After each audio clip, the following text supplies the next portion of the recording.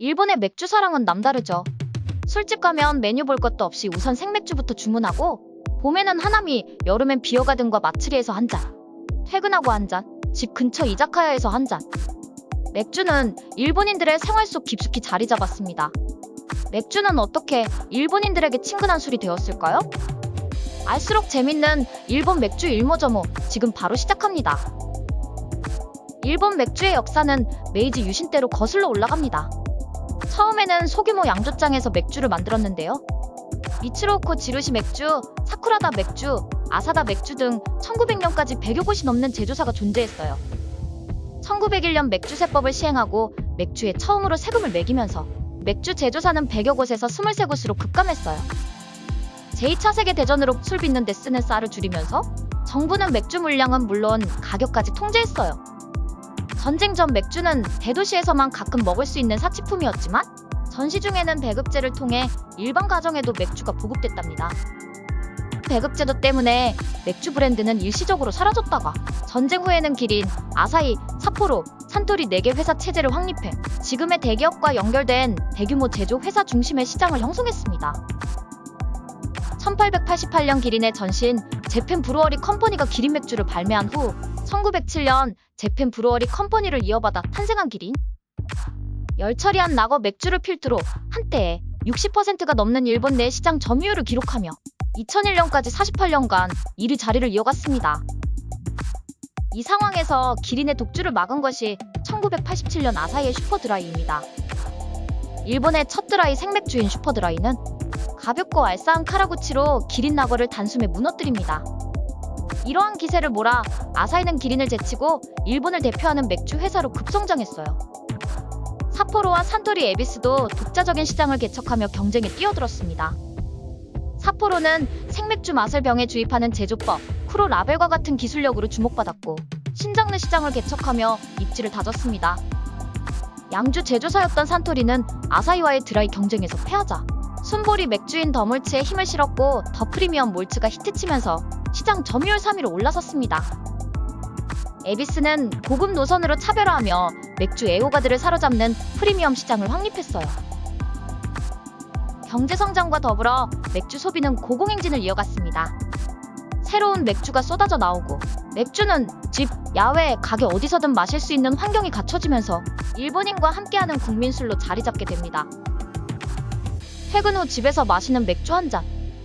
이러한 일상이 보편화된 건 냉장고가 일반 가정에 보급되면서부터입니다.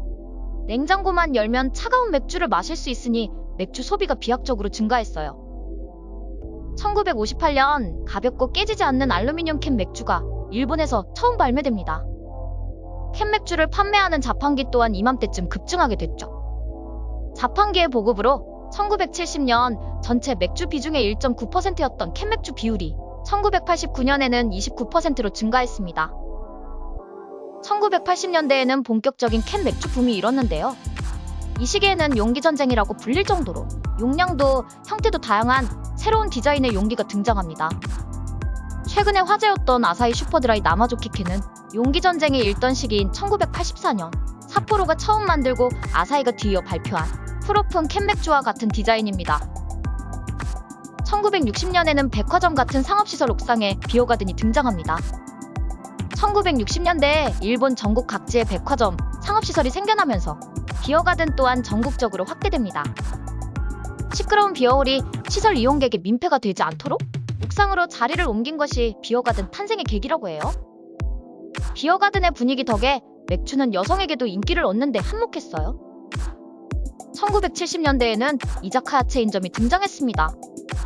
저렴한 가격에 가볍게 한잔하기 좋은 분위기로 특히 샐러리맨들에게 큰 인기를 얻으며 이자카야 붐이 일어났어요.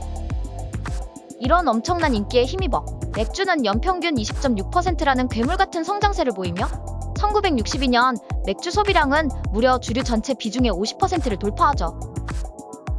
이렇게 멈출 줄 모르고 달리던 맥주의 성장에 제동이 걸렸습니다. 1990년대 초반 일본의 버블 경제가 붕괴되기 시작한 건데요. 엎친 데 덮친 격으로 1994년 맥주에 매겨지는 세금까지 오르자 가격 경쟁에 불이 붙으며 등장한 것이 핫포슈입니다. 핫포슈는 맥주와 맛과 향은 비슷하지만 맥주의 주 원료인 메가의 비율을 낮춘 술입니다. 주세법에서 맥주는 내가의 비율이 50% 이상인 술을 말하는데 맥주 세금이 오르자 맥주보다 저렴한 가격에 맥주풍 알코올 음료를 만든 셈이죠. 산토리 매그넘 드라이, 삿포로 브로이, 기리는 달레이.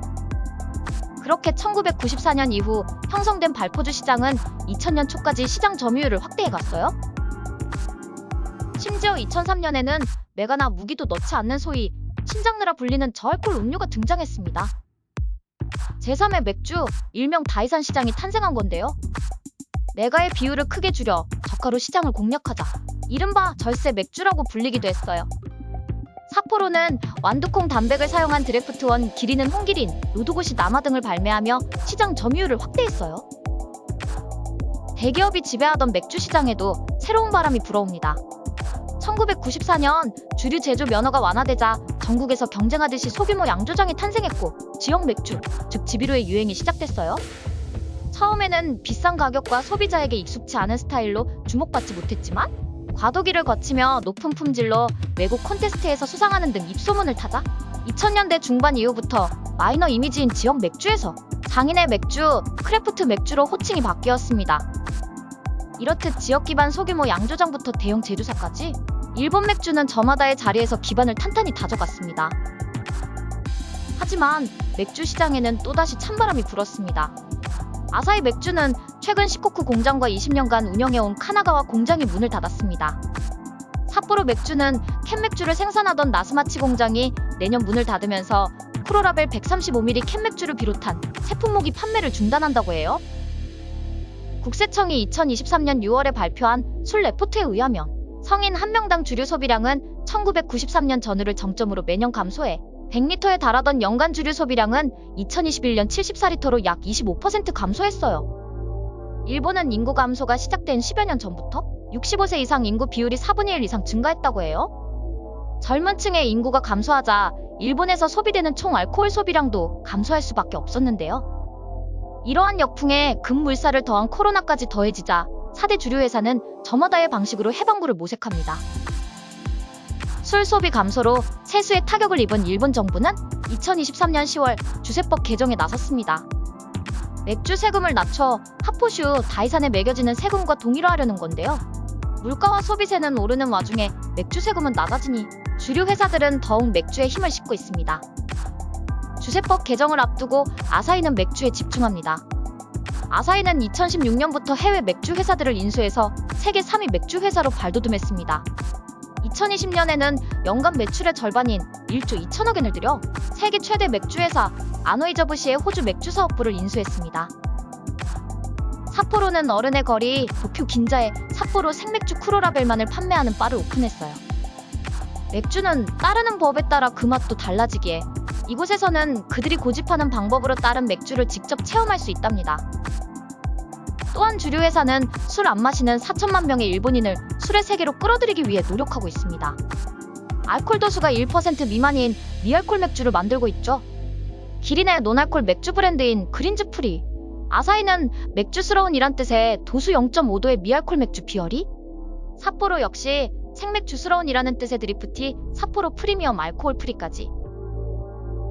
산토리는 맥주 부문에서는 3등이지만 물과 함께 살아간다는 산토리의 사운에 걸맞게 마시는 것에 관한 전 부문에 걸쳐 사업을 다각화하고 있습니다. 버몬 위스키 진빔으로 알려진 미국의 빔사를 매수하는 등 위스키에서는 진빔, 메이커스 마크, 맥켈란, 글렌피딕 등 세계 유수의 브랜드 라인업을 자랑하고 있죠.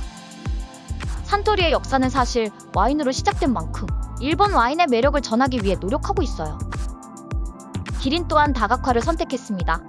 코로나 이후 건강을 중요시하는 가치관이 정착되면서 음주 습관 또한 바뀌었기 때문인데요. 건강과 의료 관련 사업에 투자를 늘리며 영양제, 다이어트 식품, 영양 서포트 식품 등에 힘을 싣고 있습니다. 일본 맥주의 성장을 함께 살펴봤는데요. 일본 맥주는 앞으로 어떤 미래를 그려나갈까요? 구독, 좋아요 많이 눌러주세요. 일본 이모저모를 알아보는 일모저모였습니다. 감사합니다.